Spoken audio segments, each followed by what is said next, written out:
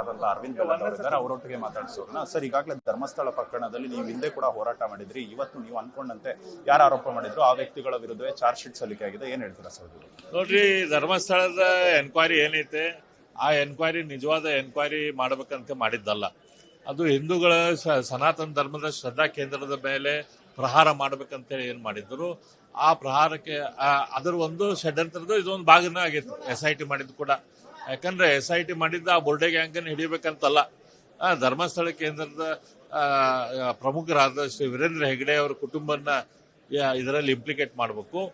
ಹಿಂದೂ ಶ್ರದ್ಧಾ ಕೇಂದ್ರದ ಮೇಲೆ ಜನರ ಭಾವನೆ ಕಡಿಮೆ ಆಗ್ಬೇಕಂತ ಮಾಡಿದ್ದು. ಆದ್ರೆ ಇವತ್ತು ಆ ಬುರ್ಡೆ ಗ್ಯಾಂಗ್ದವ್ರು ಸಿಕ್ಕಿದಾರ. ಆದ್ರೆ ಆ ಬುರ್ಡೆ ಗ್ಯಾಂಗ್ದವ್ರು ಅವ್ರ ಟೂಲ್ಸ್ ಅಷ್ಟ. ಇದ್ರ ಹಿಂದೆ ಇದ್ದಂಥವ್ರು ಯಾರು ಅವ್ರು ಹಿಡಿಯುವಂತ ಅವಶ್ಯಕತೆ ಇದೆ. ಈ ಚಾರ್ಜ್ ಶೀಟ್ ನ ನೀವು ಸ್ವಾಗತ ಮಾಡ್ತೀರಾ? ಈ ಚಾರ್ಜ್ ಶೀಟ್ ಒಂದು ಮೈನರ್ ಸ್ಟೆಪ್.